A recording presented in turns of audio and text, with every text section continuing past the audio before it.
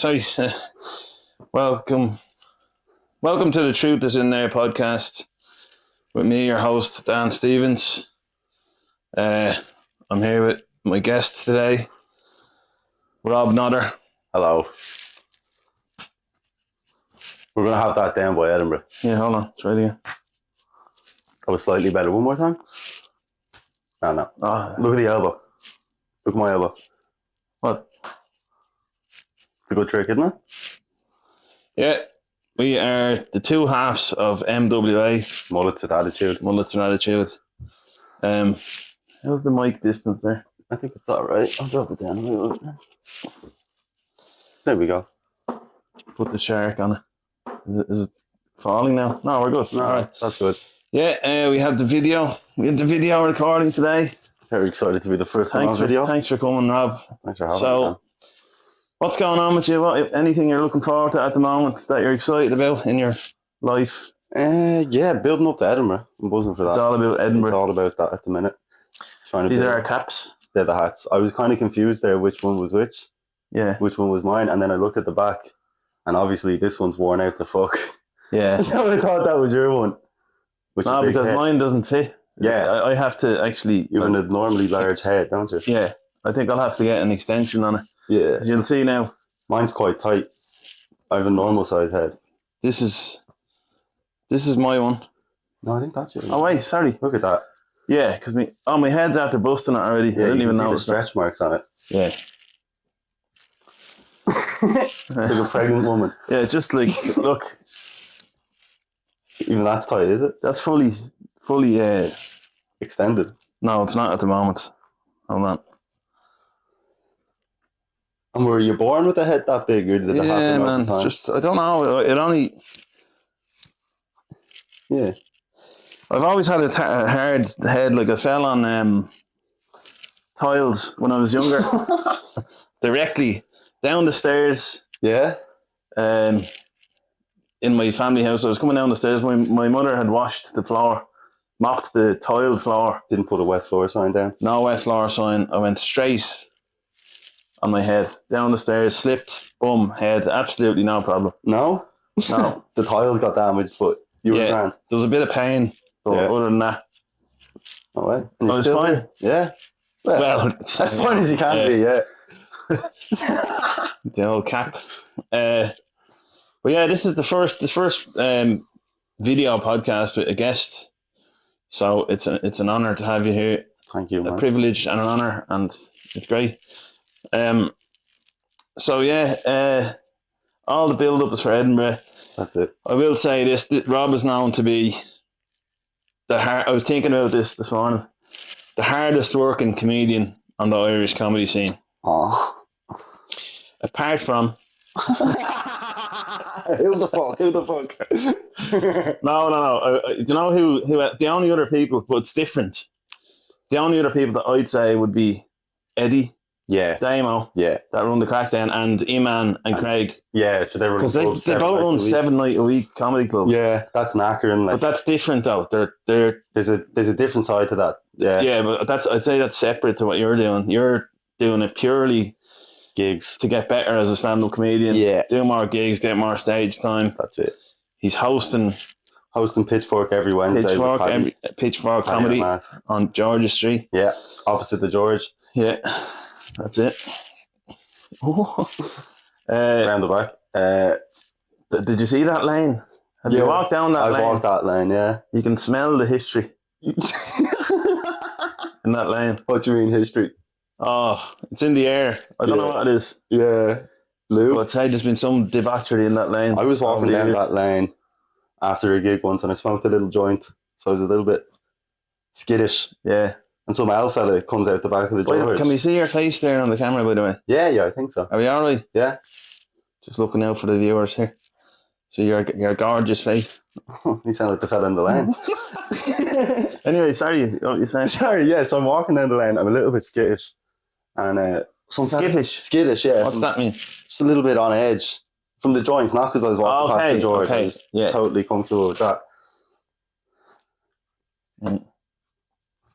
And I'm walking down the lane and some fella just jumps out and goes, And he goes, "Where's the restroom?" Oh God. And I was so unaware that this fella was hitting on me that I would just go, "Man, we're in a lane. You can piss anywhere you like." Oh. Yeah. What was he an older gentleman? An older gentleman, yeah. How did I know that? A bit of a queen.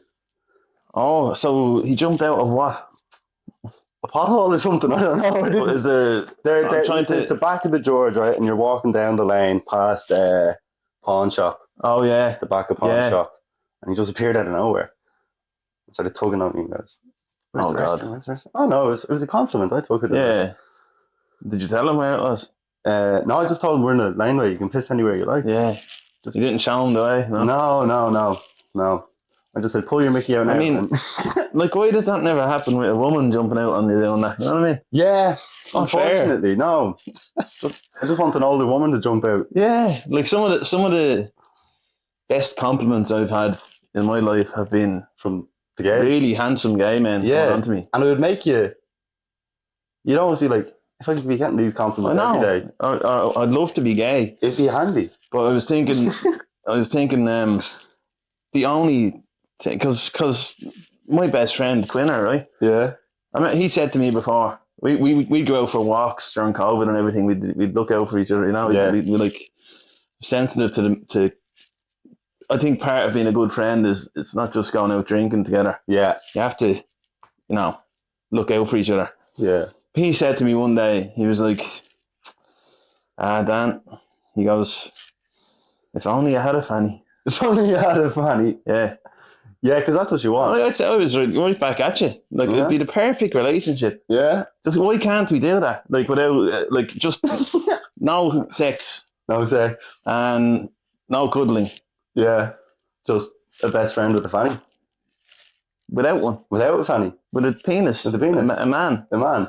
Yeah, like, is there a type of relationship that exists like that, where it's just an asexual gay relationship? An asexual gay relationship. Is that possible? I think that's what being friends is, yeah. Oh, yeah. Is that not the relationship you're describing? That's a good point. Yeah. You don't have to fuck your friend. Oh, yeah. It's fine. Wait, what am I doing here? That is just friendship. That is just friendship. Yeah. Wow. An AGR, asexual gay relationship. An asexual gay relationship. Wow. Yeah. Jeez, you learn something new every day. You do. Yeah. Sometimes you have to talk it out to figure it out. Absolutely. Jesus, you're a smart man. I went to college. That's wise beyond your ears. Thank you. What age are you? 25. 25. I'm 36. So the idea of our show, our split show in Edinburgh that we're doing for the full run in the Edinburgh Fringe Festival, is it's two mullets from different generations. So what am I, millennial? Millennial, yeah. You're Gen Z. Yeah. I think we're at the tail end of each, aren't we? Yeah. Yeah. That's right. So, yeah, why do I have a mullet? That would be the question. And mine would be very much a anti-societal thing.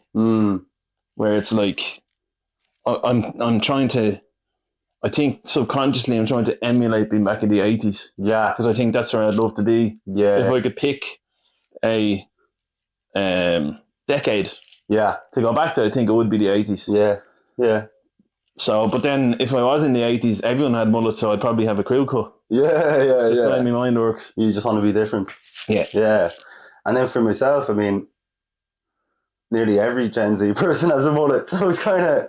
So it's a trend now for your people your age. It's almost a trend, yeah. What percentage of people in their mid-20s do you think has a mullet now? I don't have the stats on me, but...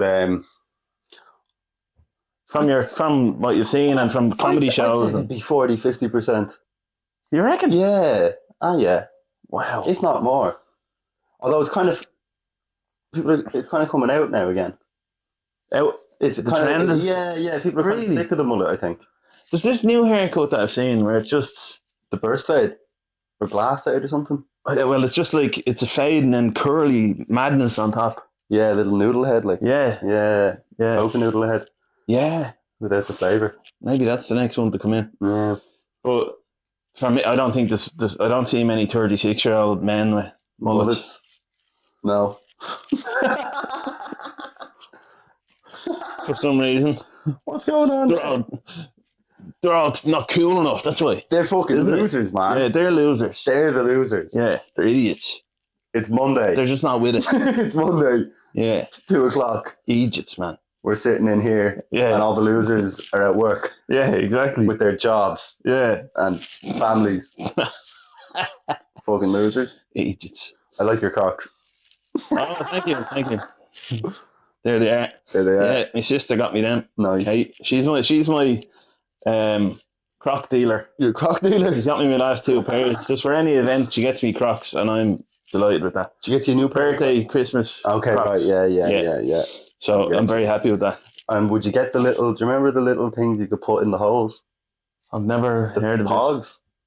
I think they were called. You could decorate your own Crocs. Do you not remember them? Them holes? Yeah. Oh, I didn't even notice them. Like flowers, and you didn't notice them? No, I mean, I thought they were just for air conditioning. Air conditioning, yeah. To keep the foot fresh. Breathability. Yeah. So although you put your pogs in, but you're going to have a smellier Croc. Big cheesy Croc. Yeah. Croc cheese. Exactly. Do you have any lapel mic on? Yeah. I hope it doesn't rub off my beard. No. You know? Let's see. Okay, it's going to be making a lot of noise now. Sorry, guys. I think I'll put it here. I shouldn't change it now, actually. No. I think mine's kind of giving me a bit of a V-neck. Oh, yeah. Yeah. See, man, this is all new to me. That's got to be rustling now. Hold on. Oh, yeah. The viewers now. We've been going, just to let you know, Rob, I've been going since November 2023. This podcast started. Nice. I think I was listening to 3 half episodes. Yeah, that's good. 3 half episodes more than most people. So, I think there's about, I have almost 150 followers on Spotify now. Nice. I've just done audio episodes up to now. Mm-hmm. Once I get these video episodes, I'm gonna look at all this video footage after, and if it's good enough, I'll put it on YouTube. Yeah. I'm learning as I go, but trying to be myself as much as possible. Yeah. And make it as unique as possible too. That's it. Yeah. You know, because that's obviously how me. Yeah. You got to keep it original. Mind works. So. And the truth is in there. Where'd you get the name from? The truth is in there. I got the name from. So the truth is out there is like a thing about aliens. It's all about like. Oh, the aliens up in they're out there. Outer space are out there. That's what I think the truth is in there. Oh, that's deep. Cheesy. But the whole idea came from a book. So I was listening to the Modern Wisdom podcast, and there was a guy on it called Seth Stevens Davidovitz. Davidovitz, yeah. A very Jewish guy. Yeah. Yeah, nerdy kind of fella. But the whole thing was about, so he wrote a whole book called Everybody Lies. Okay. And it was about how every poll that you see, every public research that you see. Poll is in like when people get polled like on the street, data. Like a Polish person. Data. Okay, yeah. Just want to make sure. Yeah. That you see is not going to be truly accurate about how people feel about a certain topic. But Google searches, people do not lie in them because it's just you on the phone and nobody else. Yeah, no, I have in the past Google things, or say on Instagram. Yeah. If you want to make your algorithm not look so perverted, I'll start looking up food recipes. Really? Yeah, just because at the minute it's all just women and their boobs and their arses. and like, I don't want that popping up on my phone when I'm asking someone to put in their Instagram. Yeah. So now I just have to go in and like look up food recipes, and I don't cook. So you're manipulating. I'm manipulating the algorithm to get rid of all the tits. Oh, that's some ninja. I'm lying to it. Yeah. Yeah. Oh. But Google knows the truth. Google knows the truth, I think, because, and that's the podcast started off as me. The first 60 episodes was I'd pick two or three searches and just I'd go, oh, why was I searching that? And then it always tells like a story. Yeah. And then 60 episodes in, I realised that stories are the most interesting part of the thing. Sometimes not the searches, but the stories. So that's I started the storytelling thing. About 30 episodes into that now. Nice. So this is about the 88th, 89th episode altogether or something. Nice.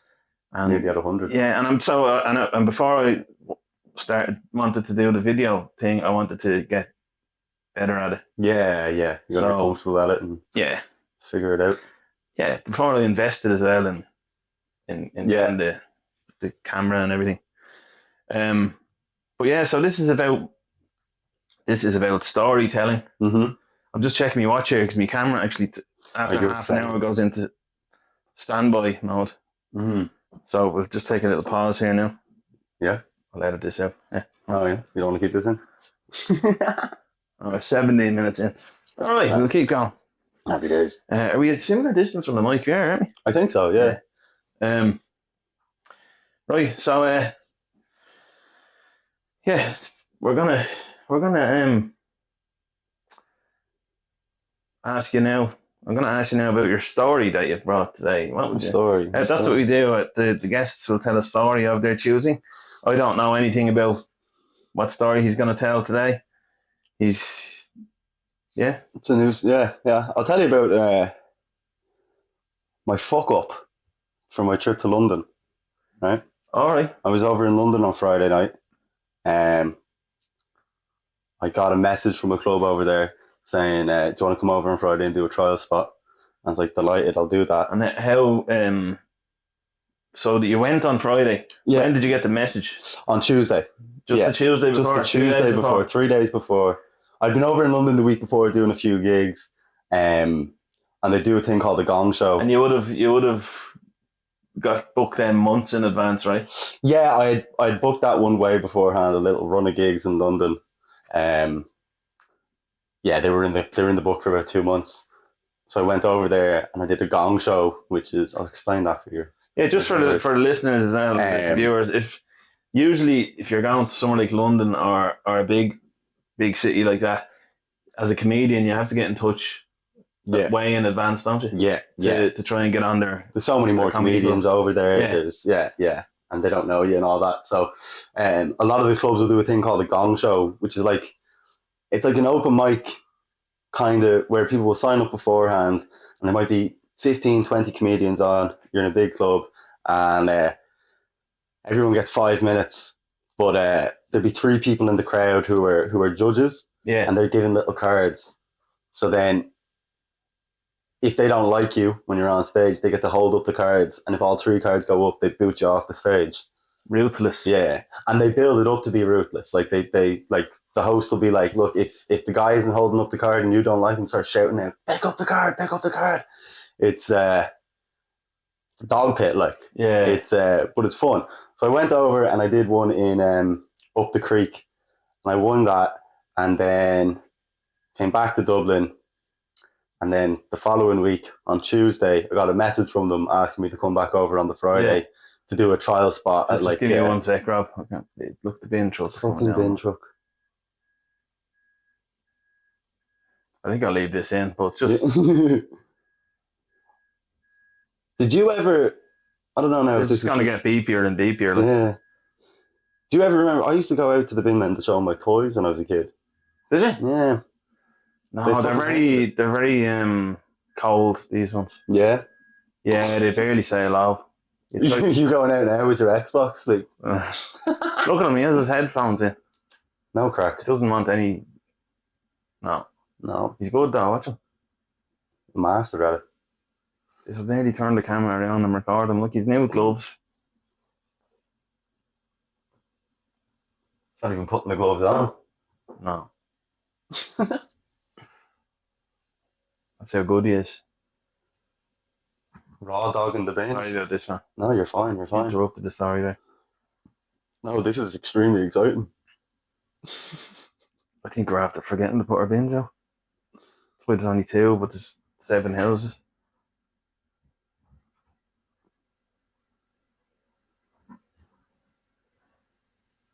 Be well paid, would it, that job?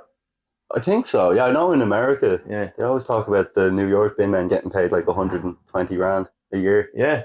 But then the mafia were The Mafia were doing the bins for a Oh, while. there's my bin, look. What are you doing now? What's this? Out of bottles. Bling, bling.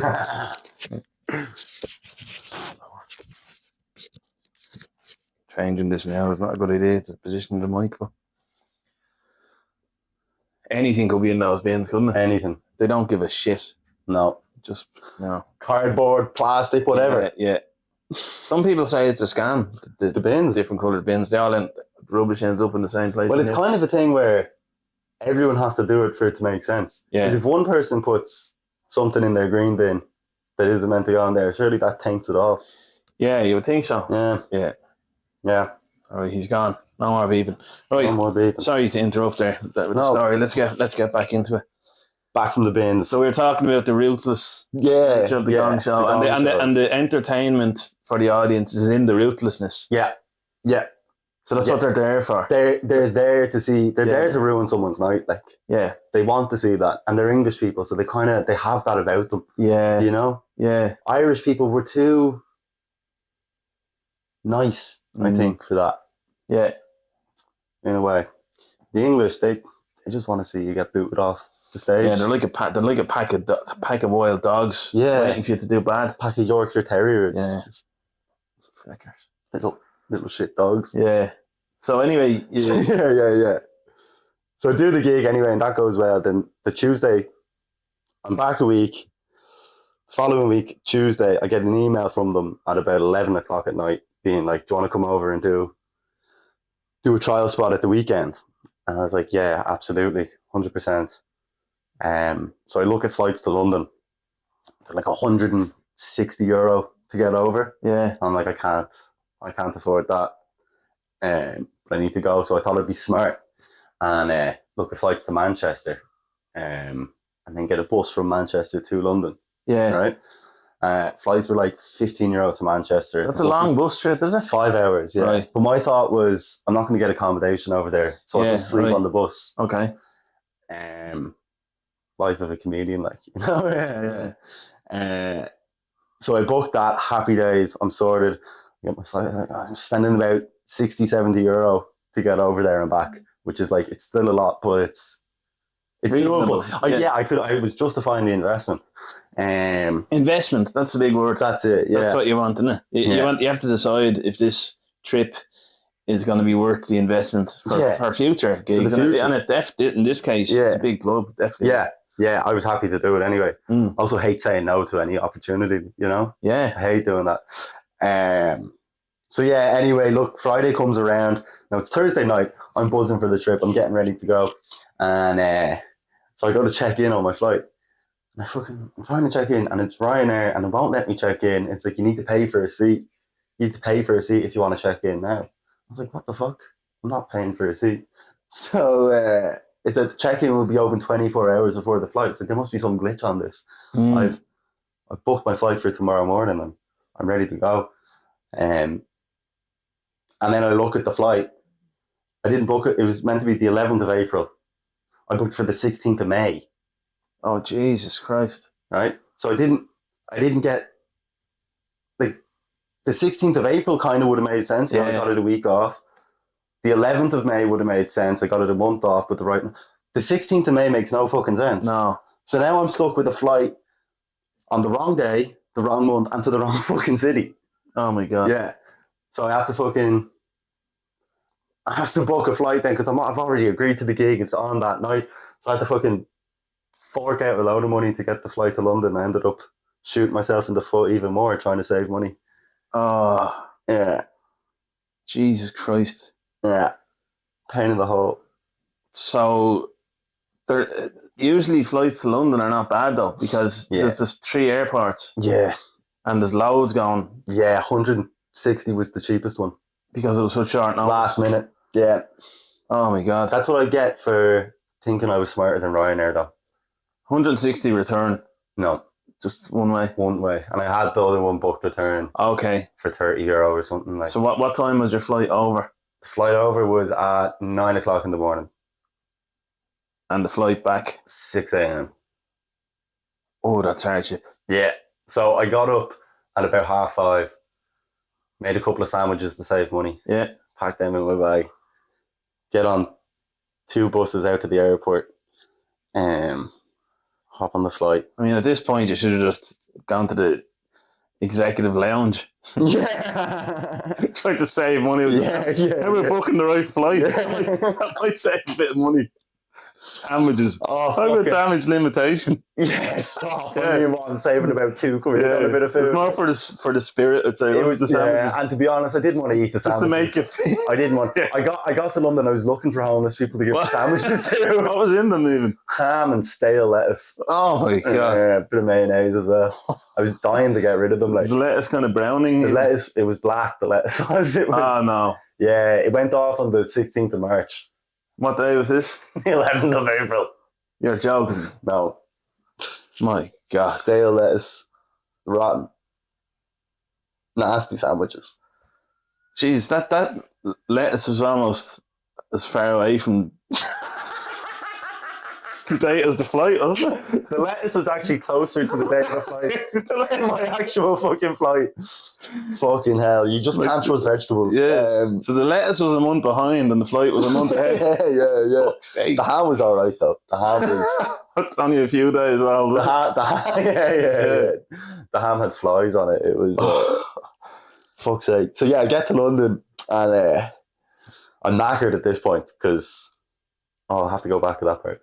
I was knackered at this point, and but I was buzzing, you know. I was like, "Oh, I'm in London. I'm doing a gig. This is what it's all about." You know, I'm fucking doing it. So I get into London. I've no accommodation booked because I was trying to save money. Look how that turned out.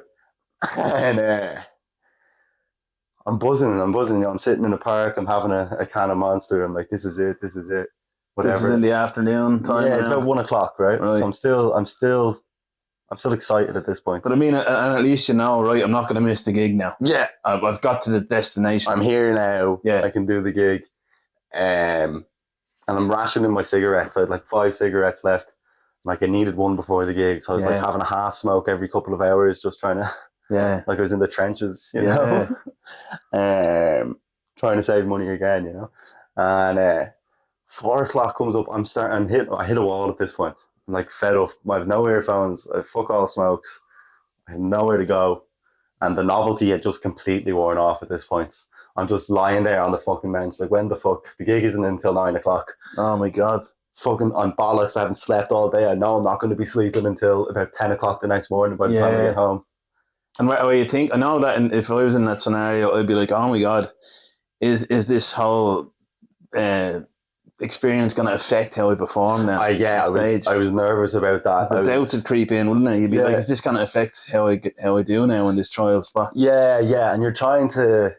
It's very hard to control your own energy. Yeah. But when you're doing stand-up, that's like the main thing you want to control. Yeah. And you kind of have to accept that sometimes you're tired and you need to go up with tiredness, and sometimes you're not tired and you can go up with a load of energy. But I think the downfall is when you try to fake that. Exactly. So if you're knackered or if you're angry and you go, hey, everything's great, they can see through that. Yeah, they can. In a second. Yeah. It's not going to seem genuine. Definitely. So I'm trying to use all my potential avenues to affect my mood. You know, I've got a few cigarettes. Yeah. I've got a stale sandwich. Yeah. I've got a can of Monster and I can get a beer.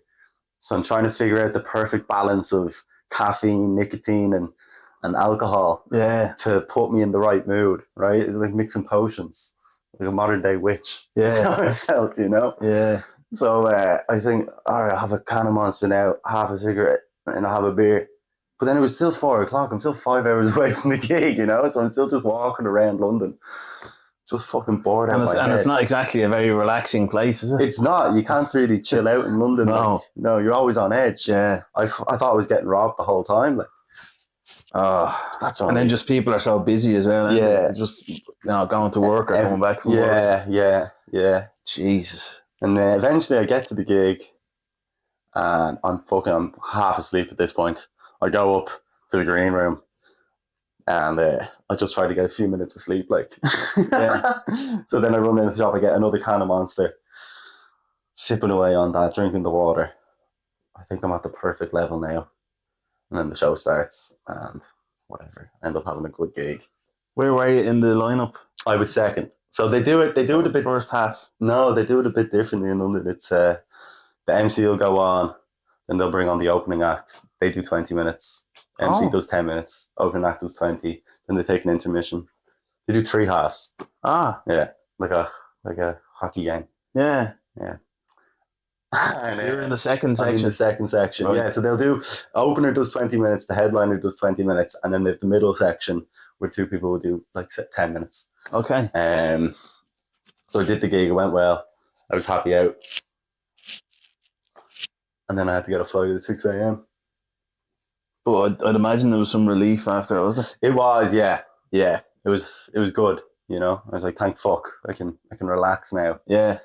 And I'm half buzzed off caffeine and alcohol, but I'm also half asleep. And I have to get a bus out to Stansted. Yeah, it was Stansted. And my plan was just to keep there on the floor in the airport, and I walk in, a load of people had the same idea. So they're all passed out on the floor. Oh, no way. Yeah. A load of people some people had obviously done this before. They brought up blow up mattresses and stuff. Probably can't call them blow up mattresses in an airport. Yeah. They're all sleeping on the floor. Did you ever play Modern Warfare 2? No? Any Call of Duty games? No? There's a mission in Modern Warfare 2 called No Russian, and it was banned. Like, it was a skippable mission, the only skippable mission in any of the games, because you're not fighting any bad guys in it. You're just going into the airport and shooting a load of innocent people. Oh, right.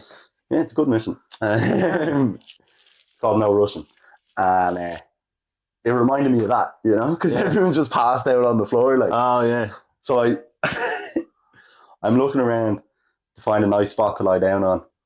And I find this little spot beside like the baggage check. And what time is this at now? This is about 2 a.m. 2 a.m. and your flight's at 6:15 or 6:35 or something like that.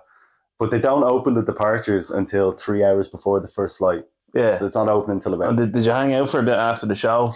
Yeah, I did. I stayed around for the end of the show, chatting to a few of the comics there. Yeah. You were saying, though, we were talking about this before, that there's not really a culture of people going for a few beers after the show. It doesn't seem it's as big as it is in Dublin. Yeah.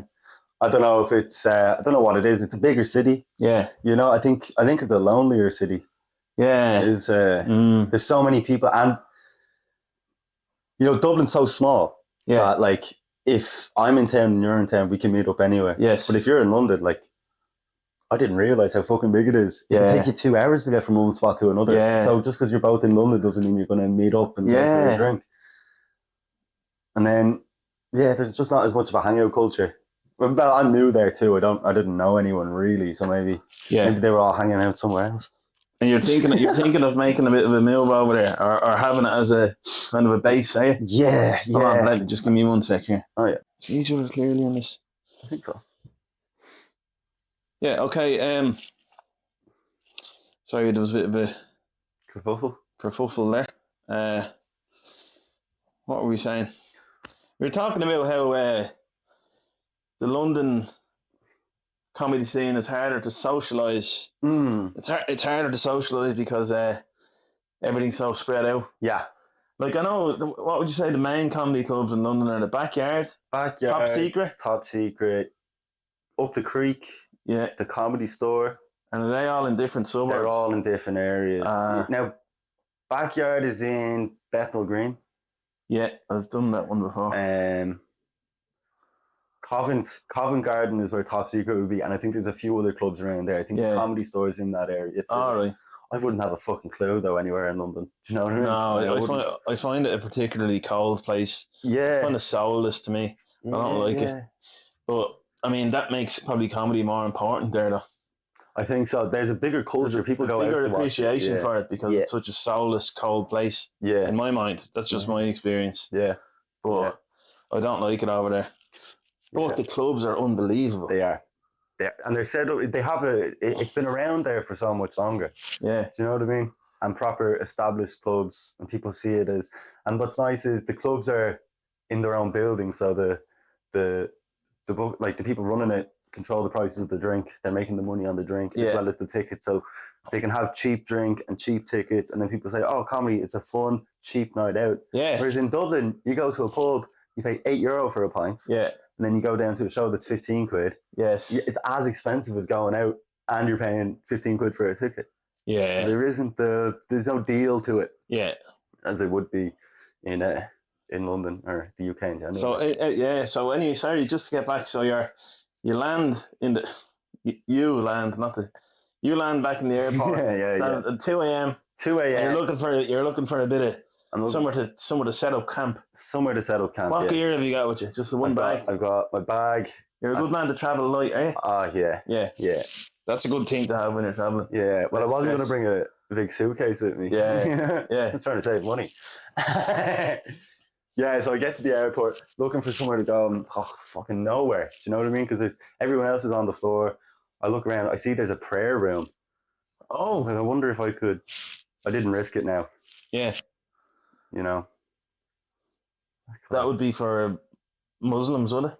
I think so. Because they pray. Or could it be anyone? Could it? Could anyone go in and pray? I don't know. There's no confession box now. Which yeah. But yeah. So did you find a patch then to sleep on? I did. I found a spot near the check-in desk for Ryanair. Right. Now no one was there. So I lay down on the floor. I closed my eyes. I roll over. I ended up sleeping face down. In the airport, face down? Yeah. Jesus Christ. I woke up. The only reason I woke up is because people were loading their bags onto the weighing scales beside my head. Oh, right. Yeah. I had a load of drool coming out of my mouth as well. That's a sign of a good sleep, though. It was the best sleep I've had in a while now, I would say. It was a good kit. But in fairness, we've met up a few times since we started kind of working together towards this show. And in fairness, you've had a pretty turbulent time in terms of sleep because you're at the room.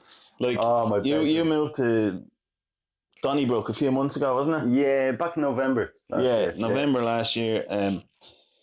So, which is great because it's closer to town. Walkable, yeah. Close to the city, which allows you to do the comedy that you need to do. Yeah, and not have to worry about getting home. Yeah.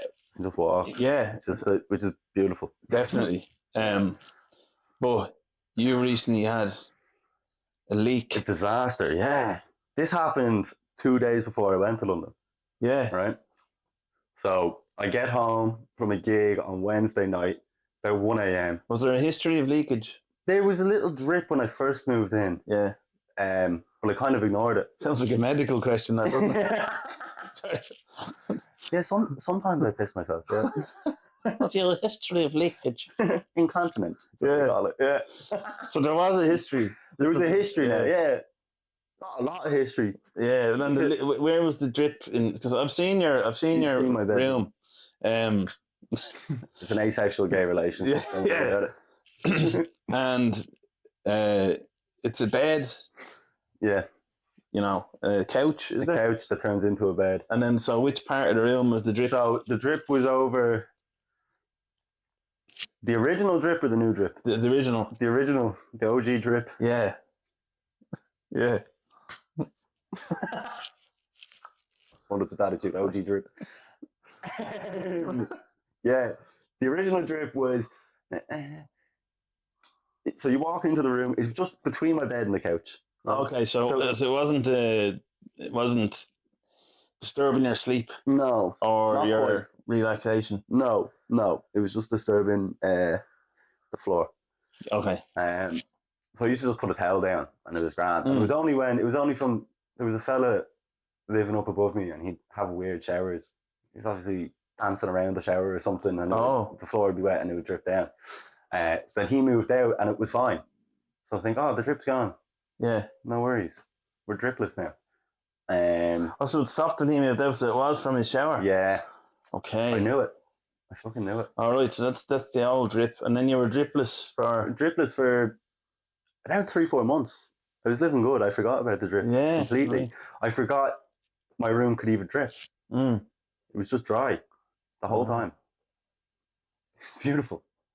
Yeah, what a privilege. It was great. I couldn't believe myself. It was like I've landed in the desert here. Yeah. And so Wednesday night, this last Wednesday, I get home from a gig with Robbie, my housemate, another comedian. Robbie Wilde, shout out. All around. What a bloke, what a comedian. Absolute nightmare to live with. Really? Oh my God. No, he talks to himself a lot. I came in last night, right? He's going to kill me for saying this. And I open my door and I just hear music coming from his room and he's reading a book to himself with a Scottish accent. Oh. Yeah, this is what I live with, right? He's like, evolution is when, or whatever. It's talking about evolution and biology and organisms. And I'm listening in and he doesn't know I've come in yet. And he's going, and then the worm becomes a caterpillar and whatever. Like, and I just go, and she goes, oh, you're home. Yeah. Yeah, he's a wild man. He is, but I have this, I have this appreciation, particularly nowadays, for characters like that. Yeah. Because they're so few and far between. We've become like androids. Yeah. In so many ways. Yeah. He's not like that. He's different. No. He has an edge. He's an edge. He's like a possum. He's like there's no one else in the world like him. No. The mixture of... And thank God there's not. He's like yeah. If there was two Robbie Wilds running around, yeah. he'd be fucked. Yeah. I can just sit there like I'm doing. No, I was watching a gig last week. I can just sit there and look at him, and I'm like, geez, I wonder what's going on in his head. Yeah. He gives the illusion of being a smart man, but he's an idiot. Fuck you, Robbie. Yeah. Fuck you. The ultimate deceit. Yeah. So anyway, we come back from a gig and we just hear like the dripping noises again from both of our rooms. Down to his one, it's coming down pretty bad. Like there's about 5 or 6 little drips coming down. In his room? In his room. I'm like, thank God it's not mine. I go into my room, it's also in mine. Drip. So we try from the same spot. Two different rooms. As the old. No, it had moved closer to the lamp, closer to the center of the room, closer to my bed. The different danger location. Zone. Yeah, the drip was moving. Right. Sneaky drip. Relocated, and so we try fix it. After 1 a.m, we get some tape and a mop. Tape. Yeah. My God. Duct tape. Yeah. And we put it on top of the mop. And then we stand on the chair. So I do maintenance. I'm an electrician. I've done emergency call out for leaks, and I would not be looking for tape. Tape. Let's fix it with tape. How could you sleep after fixing a leak with tape? Anyway, as long as it's not dripping, I'm fine. Yeah. So we get the tape. We put it onto a mop.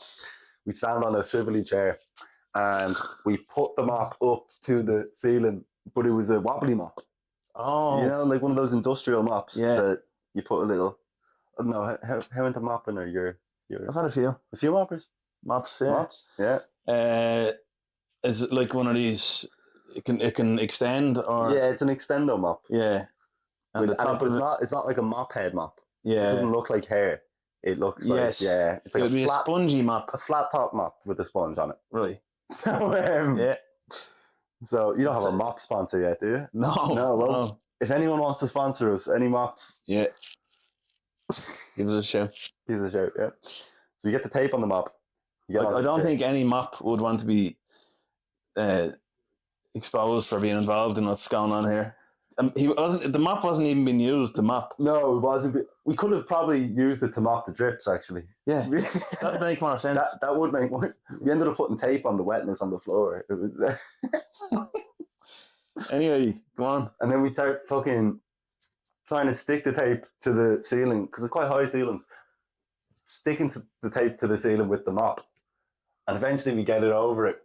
And we think, grand, we're going to get a good night's sleep now. So we both get into separate beds, separate rooms, asexual. And I'd say Robbie had the duct tape, did he? Yeah. Yeah. For what? I don't know. Silencing people, probably. That's the real question. Yeah. What are you doing with duct tape, Robbie? Piece of shit. He was asking me to drive a van for him as well.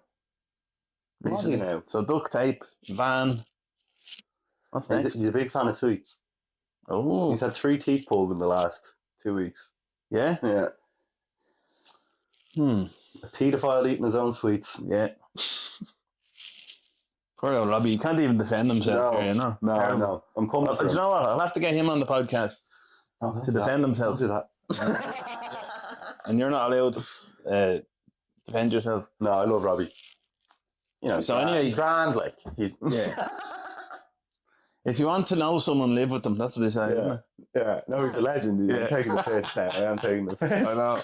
I wouldn't say it if I didn't actually mean it. So anyway, right, we're back in bed. The leak has kind of stopped. The tape is up on the thing. I'm in bed trying to go to sleep, but I hear the one singular drip. Just drip, drip, drip. And it's keeping me up, but I'm thinking, fuck it, like I'll just go to sleep and fix it in the morning. But it was like a form of Chinese water torture, isn't that? Right. Where they just leave a leaky tap on and they turn things on. So that's what it was like. So waterboarding, I think they call it, isn't it? Yeah. No, I think that's when you dunk someone's head under the water. Oh, is it? Back up, yeah. Oh. Yeah. I think the drip. The drip, it's painful. Yeah. It's annoying. Because you're kind of like, is it stopping? And then you almost get the rhythm of it. So you're like, okay, I need to fall asleep in the next 3 seconds so I don't hear it again. Jesus Christ. And then each time it hits, you wake up. Pain in the hole. But I'm like, I'll power through, I'll go to sleep. It's about 3 a.m. now, I'm not asleep. Maybe it's 3:30. And the dripping's getting more intense. And then it just sounded like it was lashing rain in my room. Wow. And it started leaking like fucking crazy. But some people play, it was like I was in a rainforest, you know? And I was kind of thinking, some people actually pay good money for these sound effects before they go to sleep. Yeah. What am I complaining here? I've got the real thing. I should be, what am I complaining for here? And then it's lashing rain in my bedroom at this point, and I'm just like, fuck it, I'll do it in the morning, I'll just get some sleep now. Couldn't go to sleep. I wake up 4 a.m, hop out of bed, splash. Big fucking puddle in my bedroom. Whole place is flooded, like. Jesus Christ. I go into Robbie's room, and his is fucking lashing rain as well. The two of us go, what are we doing? We start trying to call 24-hour plumbers. So we're Googling 24-hour plumbers. And the little bastards obviously know people have leaks. Sure, you've worked in the industry. Oh, yeah, no, and actually, do you know who I was talking to a friend of mine about, Taryn O'Sullivan? Yeah. We talked about how plumbers are so elusive and hard. They're very hard to get. Yeah, they're aloof. Yeah. Electricians are like electricians and plumbers kind of have a rivalry. Yeah. You know, but electricians will come. They're a bit needier, would you say? I'd say needier. Yeah, and plumbers play hard to get. Plumbers play hard to get. Yeah. I think that's how it works. Yeah. So you're looking for plumbers. I mean, this is a desperate situation. Yeah. It's 4 a.m. We're looking for a plumber. Yeah. We're up Shit Creek, like, and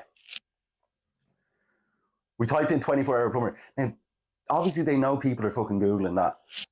And you think 24-hour plumber, that's a plumber that's around 24 hours a day, right? No, they mean they'll fix your problem within 24 hours. Okay. What a fucking load of shite. That's terrible misguidance. Isn't it? Misdirection. Yeah, I was leaving horrible reviews on all their things, So we, none of them were able to come out. So my room's just filling up with water, like, at this point.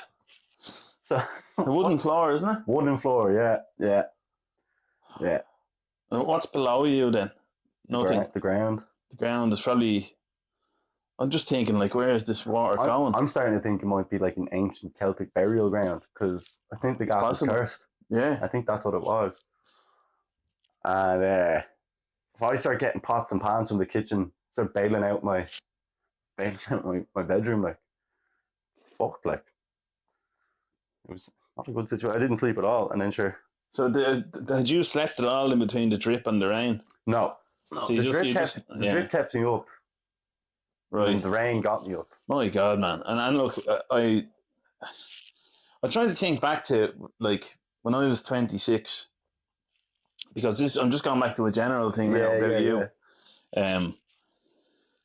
You do gigs every night. You were saying, like, so how long are you doing comedy now? About 3.5 years. And how many gigs have you done? He counts every gig that he does. I count every gig. I think I'm coming up on 700. Like, that is... I've done most of them in the last year and a half. Yeah. So you've done on average more than one gig per night? Yeah, recently anyway. Yeah. And I mean, I don't know how... I'm a little bit older, so I know that when I do a gig and it goes well, especially, my mind doesn't switch off after. It's hard to do that, yeah. And then especially if it doesn't go too well, the mind doesn't switch off at all. No. Yeah, so you're having this every night. So I can imagine something like that happening. You must just the next day, like. So I picked you up, didn't I? The You next did, day. yeah, yeah. Yeah, and then Legend. but then you must have been so tired, like I was bollocks. with a build up of doing gigs every night. Yeah, and then yeah. you It know, was. and weren't you were working in a day job as well, I weren't you? was, yeah, So yeah. you would have been up. But up about 7 in the morning then for the work, and then wouldn't be getting home till about 12 or 1. Yeah, it's just It's unbelievable. knackered, Your yeah. energy levels are Yeah, it's Red insane. Bull and Zins. That's what keeps me going. Yeah. Yeah, yeah. But But in general, yeah, I mean, at this time, you're after doing a gig, leak all night. Then you're a gig the next night. I was hosting a gig the next night. Yeah, yeah, yeah, yeah. I don't know. I think you're knackered all the time doing it, you know. But when you get into the club and when you get up on stage, adrenaline hits you, and you can perk up for those 10 minutes around stage. Yeah, and it's kind of, you know, you find it. A pint helps too sometimes. Yeah. But yeah, you find the energy nearly, like you feed off their energy. yeah, Now if you're going up to a dead crowd, it's probably and I'm tired. You can get cranky, like. yeah. I can imagine. Yeah. Because I go through bursts of doing like a week or two ago. I did I think 8 in 7 nights or something. Yeah, yeah, But I do that whenever I can. I try and do it as much as I can. yeah. But you've just been so consistent and like ruthless, or what would you call it? Relentless. Yeah, yeah. In going to the clubs, improving, getting so good that you now hosted in the international as well. Yeah, yeah. And in the Crackdown, which are the two Crackdown as well. main clubs. Yeah, yeah. In Stitches, you're in there regularly as well. Yeah, I've hosted Crunch, there a couple of times. all the big ones in Dublin. Like, it just shows that, persistence. Yeah, yeah. And yeah, I think as well. being relentless. I think as well there's an element of people know I'm in town anyway. So if someone drops out, they go, sure, he doesn't have a girlfriend or any other life outside of it. Let's just give him a shout. It's there's a benefit to being around all the time. You get called up, like, yeah.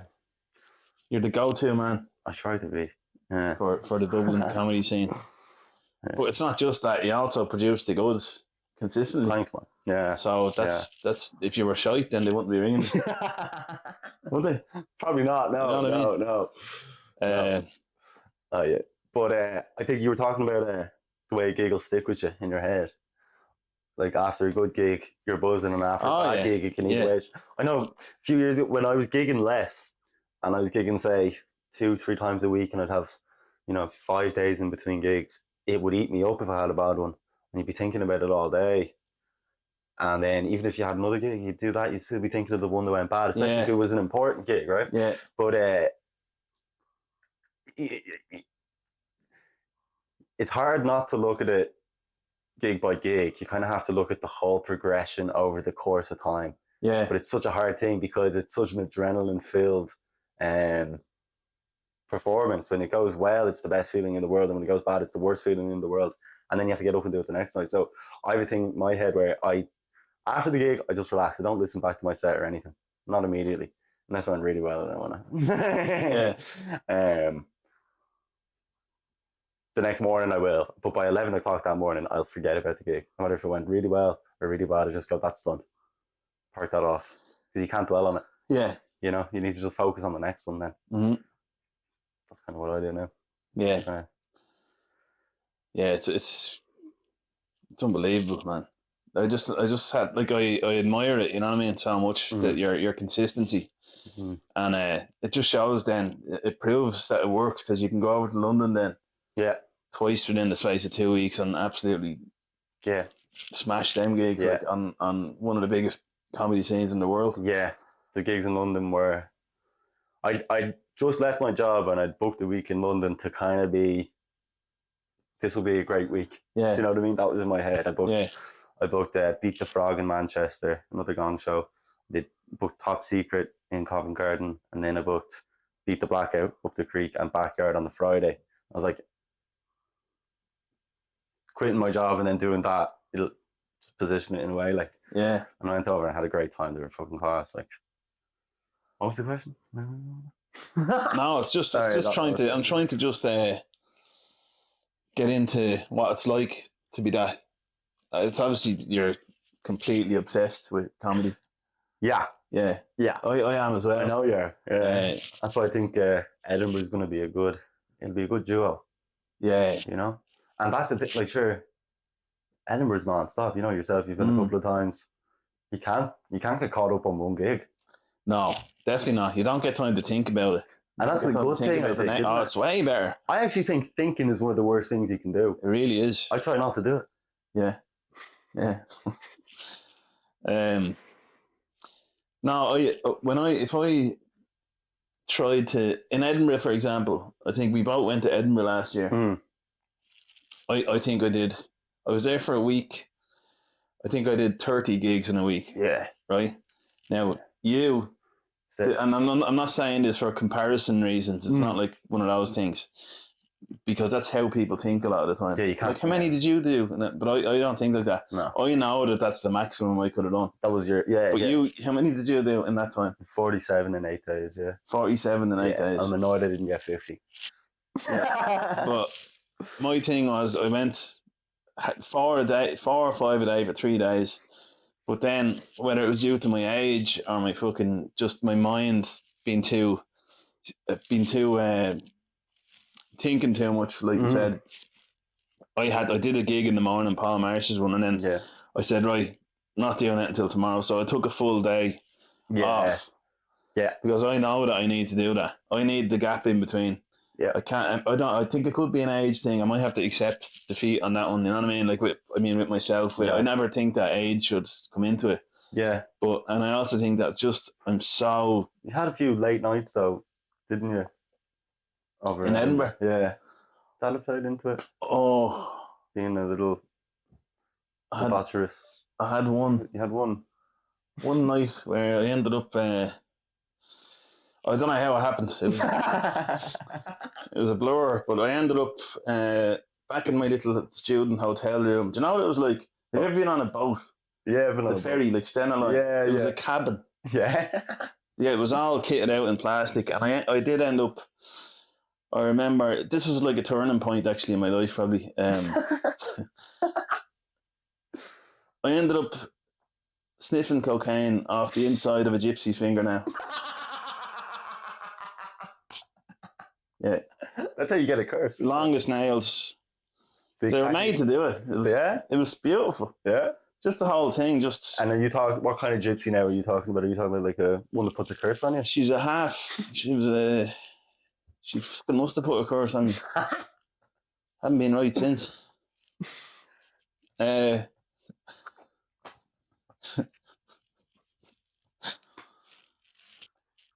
Curse up my nostrils. The nose curse. Yeah. She's a nice girl, a wild girl. I can't.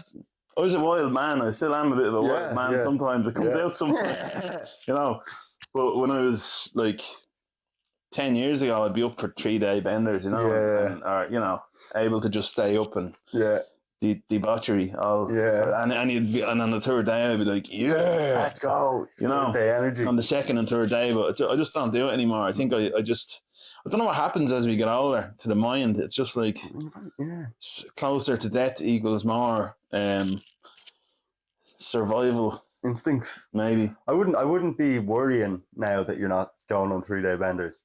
No. But I think if I wanted to and I just let go, I really could do it. Yeah, we do that now. Yeah, I think we'll leave it there.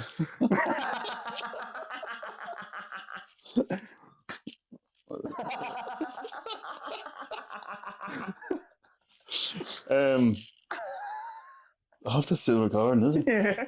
Is it still recording? Yeah, the red light. But yeah, will we leave it there? Yeah, we can do. We'll leave it there.